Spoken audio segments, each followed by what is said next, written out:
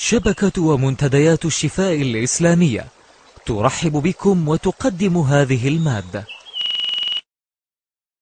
برنامجا وثائقيا عن وفاة رسول الله صلى الله عليه وسلم وقبره الشريف عبر العصور. بسم الله الرحمن الرحيم. إنك ميت وإنهم ميتون ثم إنكم يوم القيامة عند ربكم تختصمون. صدق الله العظيم. في السنة 11 للهجرة، وبعد عودته صلى الله عليه وسلم من حجة الوداع، اشتد عليه المرض، فاستأذن زوجاته أن يمرض في بيت عائشة، وكان صلى الله عليه وسلم قد أحس بدنو أجله منذ أن نزلت عليه الآية الكريمة: اليوم أكملت لكم دينكم وأتممت عليكم نعمتي ورضيت لكم الإسلام دينا.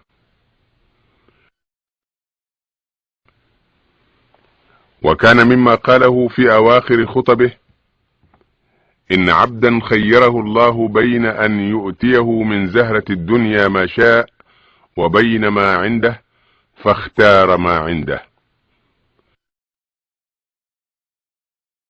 فبكى أبو بكر الصديق رضي الله عنه، وأدرك أنه ينعي نفسه ويودعهم. وفي يوم الاثنين 12 من شهر ربيع الأول فاضت روحه الطاهرة ولحق بالرفيق الأعلى، واشتغل بتغسيله وتكفينه كل من علي بن أبي طالب والفضل بن العباس وأسامة بن زيد. ودخل الصحابة أفرادا فصلوا عليه، ثم صلت عليه النساء، ثم صلى عليه الأطفال. وحفر الصحابي خولي بن أوس الأنصاري القبر، ووري فيه جسده الطاهر. وكان القبر لحدا، أي في آخره تجويف داخلي حظي باحتضان جسده الشريف، وكان الظاهر منه ردما خفيفا من تراب وليس عليه أي بناء. وآثرت عائشة الصديقة رضي الله عنها أن تبقى في بيتها بجواره. وفي السنة 13 للهجرة توفي والدها الخليفة أبو بكر الصديق رضي الله عنه، وطلب وهو في النزع أن يدفن إلى جوار رسول الله صلى الله عليه وسلم،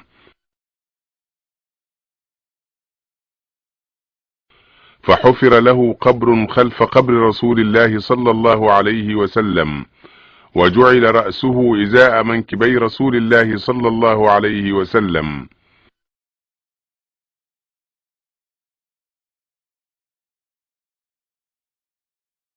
وظلت عائشة رضي الله عنها في بيتها جوار زوجها الحبيب ووالدها الكريم. وفي أواخر السنة 23 من الهجرة طعن أبو لؤلؤة المجوسي عمر بن الخطاب وهو يصلي الفجر بالمسلمين، فلما أحس عمر بالموت أرسل يستأذن عائشة أن يجاور رسول الله صلى الله عليه وسلم في مرقده الأخير في الموقع الباقي من الحجرة، فقالت رضي الله عنها: كنت أريده لنفسي ولأوثرنه اليوم على نفسي. فحفر له قبر خلف قبر أبي بكر راجعا إلى الشرق قليلا موازيا لقدمي رسول الله صلى الله عليه وسلم، وظفر عمر بما تمناه. وأقامت عائشة بينها وبين القبور ساترا، وعاشت بقية عمرها مع ذكريات النبوة حتى توفيت في السنة 57 للهجرة. ودفنت في البقيع. وفي السنة 86 للهجرة أمر الخليفة الوليد بن عبد الملك بإعادة عمارة المسجد النبوي وتوسعته وضم الحجرات إليه، وكان أمير المدينة آنئذ عمر بن عبد العزيز، فأشرف على البناء ووسع المسجد من جهاته الثلاثة الشرقية والشمالية والغربية، وهدمت الحجرات وأدخلت في المسجد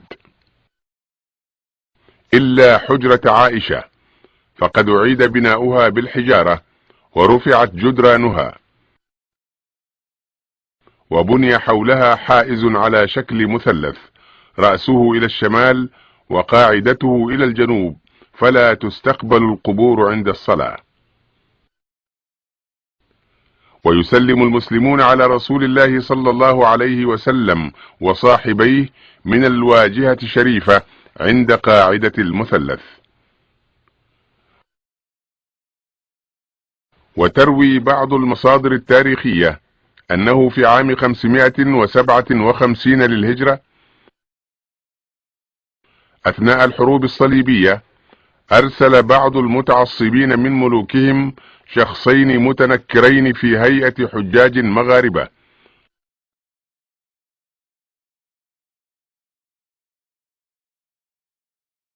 فاستأجرا بيتا مقابل الحجرة النبوية، وبدأا يحفران نفقا إلى القبر الشريف ليسرقا الجسد الطاهر قهرا وإذلالا للمسلمين. وكان السلطان المجاهد نور الدين زنكي على بعض الثغور شمالي العراق، فرأى في نومه رسول الله صلى الله عليه وسلم وأخبره خبرهما وأراه وجهيهما، فهب فزعا وارتحل من فوره إلى المدينة، واستعرض جميع الموجودين بها حتى رآهما، فقررهما فاعترفا بعد لأي فضرب عنقيهما، وأمر بحفر أساس عميق حول الحجرة وصب الرصاص فيه وأعاد بناء الجدران عليه.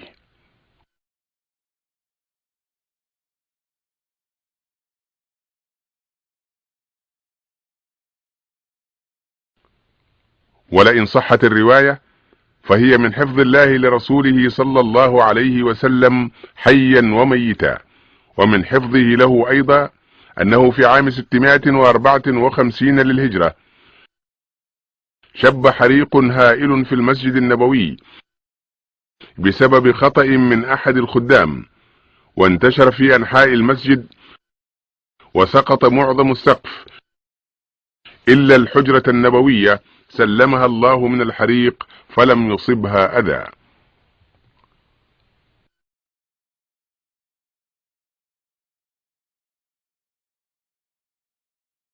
وفي سنة 678 هجرية أمر السلطان المملوكي قلاوون ببناء قبة فوق الحجرة النبوية، فبنيت قبة داخلية صغيرة تغطي سطحها، ثم بنيت فوقها قبة أخرى كبيرة وغطيت بصفائح الرصاص، وسميت القبة البيضاء لأنها كانت تلمع في الشمس. وفي ليلة عاصفة بمطلع رمضان عام 886 هجرية سقطت صاعقة على المئذنة الجنوبية الشرقية، فهوت فوق السقف، فاشتعلت النيران فيه، وانتشرت بفعل الرياح إلى أنحاء المسجد، وأخذت أجزاؤه تهوي واحدة بعد الأخرى، وسلم الله الحجرة النبوية أيضا فلم يصبها منه أذى.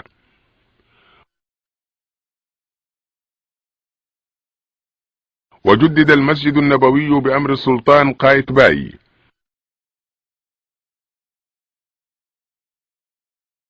وأقيمت حول الحجرة مقصورة واسعة ضمت موقع حجرة فاطمة رضي الله عنها، كما ضمت جزءا من الروضة الشريفة، وهي المقصورة الموجودة الآن، والتي تلقى كسائر المسجد النبوي العناية الفائقة من المسؤولين، ويقف عندها المسلمون ليسلموا عن قرب بشفاههم وقلوبهم الواجفة على الحبيب الأعظم امتثالا لقوله سبحانه وتعالى: إن الله وملائكته يصلون على النبي يا أيها الذين آمنوا صلوا عليه وسلموا تسليما.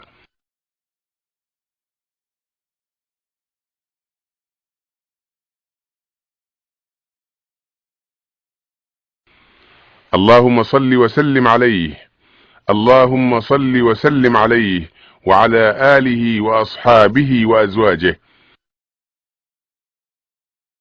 اللهم املأ قلوبنا بحبك وحبه، وارزقنا اتباع شرعك والتزام سنته ونهجه. آمين، اللهم آمين.